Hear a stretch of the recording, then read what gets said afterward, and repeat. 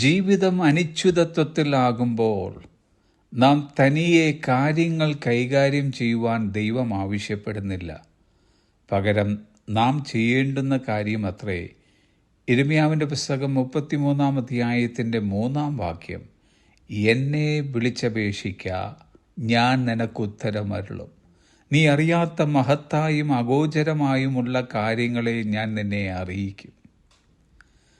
ദൈവത്തിൻ്റെ ഒരു emergency telephone number അത്രേ യിരെമ്യാ പുസ്തകം 33-ാം അധ്യായം 3-ാം വാക്യം.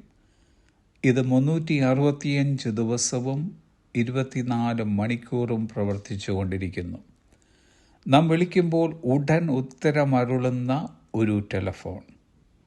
ചില നമ്പറുകളിൽ അത്യാവശ്യമായിട്ട് നാം വിളിക്കുമ്പോൾ അങ്ങേ തലയ്ക്കൽ നിന്നും എൻഗേജ്ഡായി വരുന്ന ബുദ്ധിമുട്ടൊന്നും ഈ സ്വർഗീയ ടെലഫോണിൽ ഉണ്ടാകുന്നില്ല.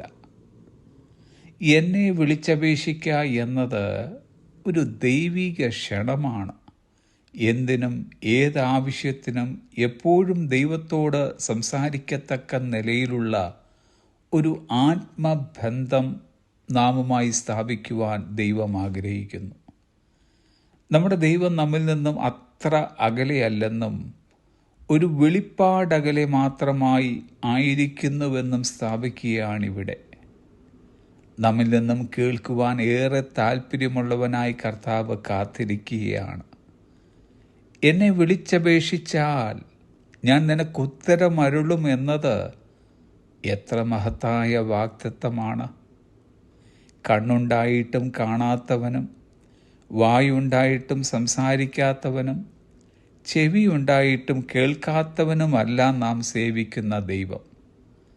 നമ്മുടെ വാക്കുകൾ മാത്രമല്ല, നമ്മുടെ നെടുവീർപ്പും ഞരക്കവും കണ്ണുനീരും അവിടുന്ന് കാണുകയും കേൾക്കുകയും ചെയ്യുന്നു എന്ന് മാത്രമല്ല, അവൻ നമ്മോട് പ്രതികരിക്കുകയും ചെയ്യുന്നു. നമുക്കറിഞ്ഞുകൂടാത്ത മഹത്തായതും അഗോചരമായതുമായ കാര്യങ്ങൾ അറിയിച്ചുകൊണ്ടാണ് അവൻ പ്രതികരിക്കുന്നത്.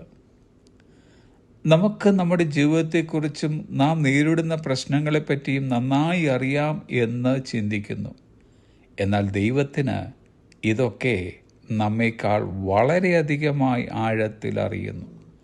ആ ദൈവത്തിൻ്റെ അറിവ് നമുക്കവൻ അറിയിച്ചു തരുന്നു.